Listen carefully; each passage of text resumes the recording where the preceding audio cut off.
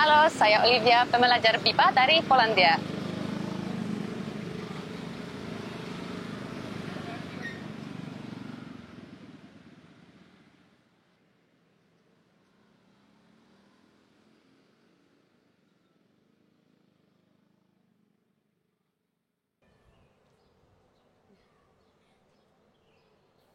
Perkenalkan, nama saya Olivia Jiki dan saya berasal dari Polandia. Saat ini saya mahasiswi di Institut Teknologi Bandung di Fakultas SPM dan ambil jurusan manajemen. Dan saya sudah 2 tahun di Bandung. Kenapa saya ambil manajemen walaupun sarjana saya itu teknik material? Nah, setelah lulus S1, saya bekerja di perusahaan manufaktur di Polandia, dan saya menyadari saya lebih suka jurusan yang lebih general aja seperti manajemen. Nah, itu alasan kenapa saya ambil manajemen dan kenapa di Bandung? Karena di Bandung adem dan nyaman, tapi sejujurnya waktu saya mendaftar ke ITB, ke SBM, Fakultas SBM itu paling paling baik di Indonesia. Juga dosen-dosennya sangat profesional dan juga ada banyak pengetahuan dan fasilitasnya lengkap. Dan lingkungan sangat nyaman karena kampusnya sangat luas dan ada banyak tempat makanan, tempat nongkrong. Ya mungkin nongkrong enggak, tapi ya tempat duduk. Kalau mau misalnya kerja tugas sama teman, ada banyak tempat di kampusnya, di kampus Ganesha. Ya gitu. Nah mungkin tentang bahasa Indonesia. Pertama kali saya mengenal bahasa Indonesia dari salah satu aplikasi populer untuk belajar berbagai bahasa. Terus saya agak menarik sama bahasa Indonesianya karena terdengar lembut dan tata bahasanya agak mudah gitu. Struktur kalimatnya sangat mudah. Dan juga orang Indonesia sangat ramah, sangat ya suka ngobrol sama saya walaupun saya nggak bisa bahasa Indonesia waktu itu. Jadi membuat saya sangat mungkin semangat belajar bahasa Indonesia. Ya gitu. Kenapa bahasa Indonesia? Karena dibandingkan bahasa lain, misalnya bahasa Prancis atau bahasa Jerman, bahasa Indonesia tuh ya agak mudah. Mungkin kalau misalnya mau belajar bahasa Indonesia, mungkin butuh sekitar 1 tahun atau 2 tahun sampai fasih. Tapi misalnya kalau bahasa Prancis, saya pernah belajar bahasa Prancis. Cuman ya sudah lupa semua karena terlalu susah bahasanya. Jadi saya sangat rekomendasikan bahasa Indonesia ke seluruh dunia, semua orang karena agak bisa belajar agak cepat dan tidak membuat pusing gitu. Kalau untuk cerita yang menarik waktu saya kuliah di ITB, mungkin itu hari orientasi di SBM untuk jurusan saya untuk manajemen. Kami pernah ke Gunung Puntang, kunjungi ke tempat Radio Malabar. Sama rafting di Padalarang juga gitu, dan agak seru karena itu pertama kali saya rafting di Indonesia dan di sangat di luar ekspektasi, sangat seru, sangat senang, walaupun sangat sangat capek habis rafting, dan juga jajan di sana, makan cilok gitu. Ya, jadi saya mungkin pengen ke sana lagi, tapi juga sama semua teman dari kelas, karena ini yang membuat seru momennya gitu. Oke, mungkin salah satu kendala selama kuliah di ITB itu cara komunikasi dan makanan. Ketika berbicara tentang komunikasi, orang Polandia itu biasanya berbicara secara terus terang. Tapi orang Indonesia biasanya suka basa-basi aja. Jadi mungkin untuk orang Indonesia, saya terlihat seperti orang yang tidak sopan, atau mungkin orang Indonesia sedikit takut sama saya karena biasanya ini sangat susah belajar cara komunikasi yang baru.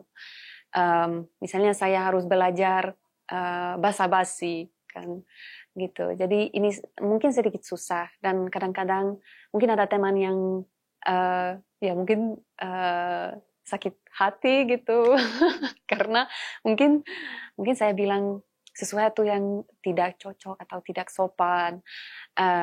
Ya, dan untuk makanan, nah, makanan Indonesia itu sangat pedas. Nah, kalau makanan Polandia nggak terlalu pedas. Jadi awalnya saya agak susah makan di luar, makan di warung, atau ya makan di mana-mana, dan juga gampang sakit perut.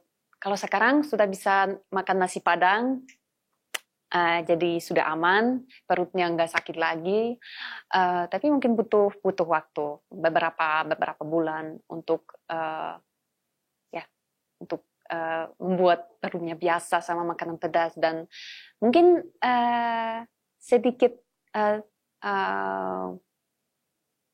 apa ya, mungkin di makanan Indonesia ada banyak minyak dibandingkan makanan Polandia itu. Kami pakai minyak tapi cuma sedikit aja. Nah, dan tapi kalau sekarang nggak apa-apa, sudah aman. Jadi bisa menikmati makanan Sunda juga.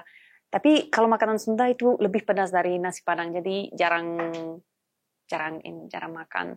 Nah, tapi juga enak. Jadi sangat direkomendasikan. Nah, itu aja. Ada 2 kendala, tapi kecil-kecil aja. Nah, itu. Menurut saya, Olivia itu orang yang cukup outgoing, sangat ramah di mata orang-orang. Di saat yang bersamaan juga Olivia kan lumayan bisa berbahasa Indonesia. Jadi kayaknya nggak semenghambat itu, nggak sebanyak itu hambatan ketika saya berkomunikasi dengan Olivia. Tentunya seneng bisa melihat rekan-rekan asing yang bisa berbahasa Indonesia, karena dari situ menurut saya mereka punya usaha untuk apa ya namanya, untuk blend in sama kita, sama sesama Indonesian Fellow, untuk berkomunikasi supaya bisa lebih mudah dalam berkomunikasinya gitu. Bagi saya Olivia ini anak yang asik dan cukup fleksibel dalam berbagai keadaan. Dia mudah beradaptasi dimanapun dia berada, dimanapun kondisinya. Dia selalu bisa ceria walaupun banyak tekanan ya selama kuliah. Tapi saya lihat dia orang yang sangat baik dan sangat semangat ya gitu. Shock sih, kaget ya, karena pertama kali lihat Oli tampilannya tuh bule banget gitu. Aku nggak tahu kalau ternyata Oli itu sebelumnya udah sempat les ya atau sempat belajar bahasa Indonesia selama setahun setahu aku ya. Jadi ketika aku ketemu Oli ya aku awalnya ajak ngobrol bahasa Inggris seperti biasa. Tapi ternyata semakin sini baru sadar loh, ternyata Oli bahasa Indonesia lancar banget ya gitu. Bahkan lebih lancar dibandingin mahasiswa internasional yang lain gitu. Olivia, ketika pertama kali saya ketemu dengan Olivia, terus terang apa ya? Kesan pertamanya judes. Tetapi ketika bertemu, kemudian berinteraksi selama pembelajaran, kita bertemu 1 tahun ya, 2 semester, ternyata jauh dari prasangka yang pertama kali muncul. Olivia sangat baik, ramah, dan apa ya, suka membantu juga. Dan ada satu hal sebenarnya yang menarik dari Olivia. Jadi ketika dia melakukan sesuatu itu bersungguh-sungguh. Ketika mau mengikuti festival handai, tahu tidak? Dia ikut kelas vokal untuk apa ya namanya, mungkin agar maksimal gitu ya. Dan ternyata terbukti dia masuk menjadi finalis gitu. Program BIPA terhadap penginternasionalan bahasa Indonesia. Tentu saja ini sangat apa namanya, program ini menjadi tombak untuk menjadikan bahasa Indonesia sebagai bahasa internasional. Kalau saya boleh katakan, ketika Olivia datang ke ITB untuk belajar, sebenarnya Olivia sudah mengetahui sedikit tentang bahasa Indonesia, tetapi ketika dia belajar di ITB, belajar BIPA, bahasa Indonesia, terus kemudian tidak hanya sekedar bahasa Indonesia saja, tetapi juga belajar budayanya, apalagi ITB adanya di Bandung, di Jawa Barat, yang dimana budayanya sangat beragam gitu ya. Jadi secara tidak langsung, Olivia ketika datang ke Bandung itu belajar budaya, belajar bahasa, tentu saja ini menjadi faktor pendukung ya bagi penginternasionalan bahasa Indonesia untuk penutur asing. Sehingga ketika pengetahuan yang didapat oleh Olivia dan teman-temannya untuk belajar budaya bisa apa ya mungkin dikenalkan lagi oleh Olivia kepada teman-temannya atau keluarganya ketika pulang gitu. Jadi Indonesia semakin mendunia lah istilahnya. Bagi saya, bahasa Indonesia itu bukan hanya alat komunikasi, tapi juga kunci untuk memahami hati dan otak, pikiran orang Indonesia. Dan ke depan saya membayangkan bisa menggunakan bahasa Indonesia setiap hari saat bekerja, misalnya di organisasi atau pemerintahan yang memperkuat hubungan bisnis dan budaya di antara Polandia dan Indonesia. Nah, menurut saya bahasa Indonesia punya potensi besar karena Indonesia itu negara yang kaya budaya, ekonomi yang terus berkembang, dan juga pariwisata juga berkembang. Dan terutama potensi terbesar dalam bahasa Indonesia itu struktur bahasa Indonesia yang sangat sederhana dibandingkan bahasa Spanyol, bahasa Prancis, bahkan bahasa Inggris. Nah, mungkin tantangannya itu dominasi bahasa global seperti bahasa Inggris dan banyak generasi muda, misalnya generasi Z itu biasanya pakai bahasa Inggris atau campur bahasa Indonesia sama bahasa Inggris dan juga lebih suka belajar bahasa lain, misalnya bahasa Jerman atau Spanyol. Jadi mungkin Indonesia perlu promosi yang lebih kuat kepada generasi muda. Setelah lulus, mungkin seperti saya sebut sebelumnya, saya ingin bekerja di salah satu organisasi atau pemerintahan yang fokus pada hubungan, memperkuat hubungan di antara Polandia dan Indonesia. Atau mungkin juga bisa menjadi pengajar aja. Saya rasa pembelajar BIPA bisa mulai dari hal kecil seperti mungkin membuat vlog di YouTube atau membuat postingan di Instagram tentang belajar bahasa Indonesia atau tentang tinggal di Indonesia. Karena ada banyak mahasiswa asing yang kuliah di Indonesia.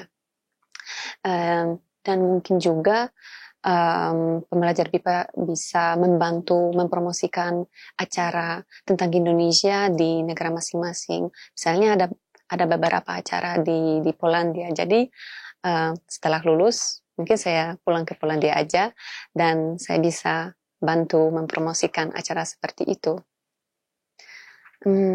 Sebagai pembelajar BIPA, saya merasa kami bisa menjadi semacam jembatan di antara Indonesia dan dunia lain. Misalnya sama Polandia atau Jerman. Dan dengan bahasa Indonesia, kami bisa memperkenalkan budaya dan keindahan Indonesia ke orang di negara kami. Menurut saya, program BIPA itu sangat efektif karena saat program BIPA kami memang belajar bahasa Indonesia tapi juga belajar tentang nilai atau cara berpikir atau budaya di Indonesia. Salah satu contoh keberhasilan diplomasi bahasa dalam dunia internasional. Sebagai pembelajar BIPA, saya merasa sangat beruntung karena pengalaman saya luar biasa di Indonesia. Karena saya belajar bahasa Indonesia selama 2 tahun di Bandung, saya bisa berinteraksi bersama masyarakat dan memahami budayanya dan keliling di Indonesia dan belajar bahasa Indonesia di program BIPA membuat pengalaman itu sangat saya sangat menyenangkan pengalamannya. Dan untuk calon pembelajar BIPA mungkin jangan takut bermasalah karena itu proses belajar bahasa Indonesia itu mungkin sedikit lama, mungkin 6 bulan atau 1 tahun atau 2 tahun dan lebih, tapi jangan menyerah dan tetap belajar tiap hari dan mudah-mudahan di ke depan bahasa Indonesia jadi bahasa global. Tanah airku tidak kulupakan, kan terkenang selama hidupku. Biarpun saya pergi jauh, tidak akan hilang dari kalbu.